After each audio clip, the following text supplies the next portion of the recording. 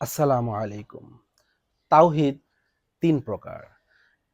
এই ভিডিওতে আমরা একটি প্রকার নিয়ে কথা বলবো। ৩ প্রকার হচ্ছে সত্তাগত তাওহীদ, ২ হচ্ছে ইবাদাতের তাওহীদ, ৩ হচ্ছে গুণাবলীর তাওহীদ।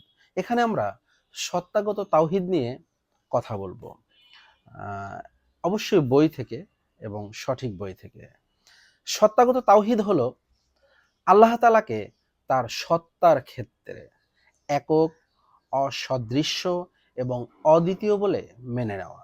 তার স্ত্রী নেই, সন্তান নেই, তার মা নেই, বাবা নেই। তিনি কোনো সত্তার অংশ নন। আর অন্য কেউই তার সত্তার অংশ নয়। ইহুদিরা উজাইর আলাইহিস সালামকে আল্লাহ তাআলার ছেলে মনে করে। খ্রিস্টানরা ঈসা আলাইহিস সালামকে আল্লাহ তাআলার ছেলে মনে করে।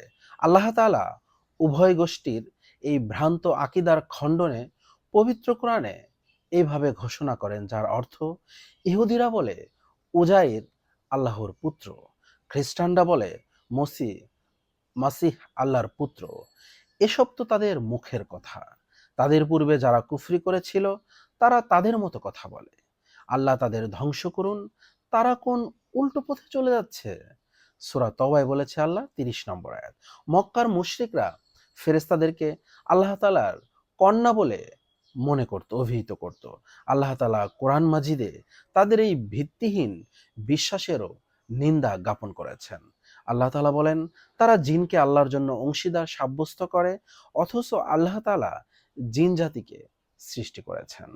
তারা অজ্ঞতাবশত আল্লাহর জন্য পুত্র ও কন্যা সাব্যস্ত করেছে। তারা আল্লাহর জন্য যেসব গুণ বর্ণনা করে, আল্লাহ তাআলা সেটা থেকে পবিত্র ও সমুন্নত। সূরা আনাম।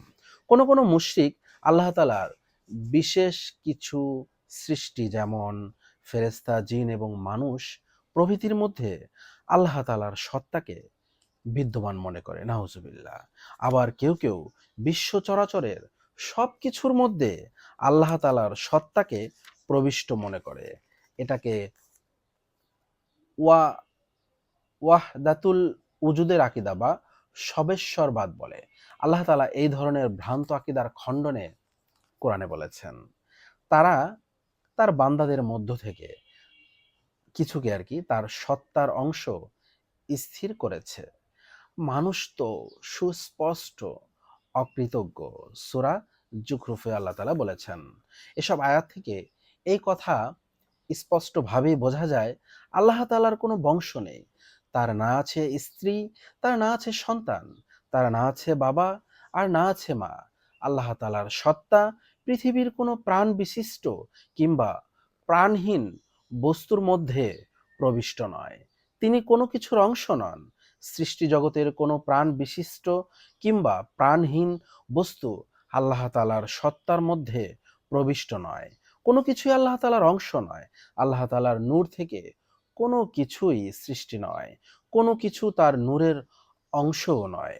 রাসূল সাল্লাল্লাহু আলাইহি সাল্লাম মক্কার মুশরিকদের যখন এক এবং অদ্বিতীয় মহান সত্তার দিকে আহ্বান করলেন, তখন তারা তাকে জিজ্ঞাসা করল, আপনি সেই আপনি যেই সত্তার দিকে আহ্বান করছেন তার বংশ পরিচয় কি? তিনি কোন পদার্থ থেকে তৈরি? তিনি কি আহার করেন? কি পান করেন? তিনি কার থেকে উত্তরাধিকার লাভ করেছেন? তার উত্তরাধিকারীই বা কে? এসব প্রশ্ন করল কাফেররা। এসব প্রশ্নের জবাবে আল্লাহ তাআলা সূরা ইখলাসে বর্ণনা করলেন, যেটা আমরা জানি। আপনি বলুন, আল্লাহ তাআলা এক, আল্লাহ তাআলা অমুখাপেক্ষী, তিনি কাউকে জন্ম দেন নাই, তিনি কারো থেকে জন্ম লাভ করেননি, আর তার সমকক্ষ কেউই নাই। তো সত্তাগত তাওহীদের ক্ষেত্রে এই বিষয়টি স্মরণে রাখা দরকার, আল্লাহ তাআলা স্থান, কাল ও দিকের বন্ধন থেকে সম্পূর্ণ মুক্ত। আল্লাহ তাআলা, হ্যাঁ, তার মর্যাদা সবকিছুর উপর সমুন্নত।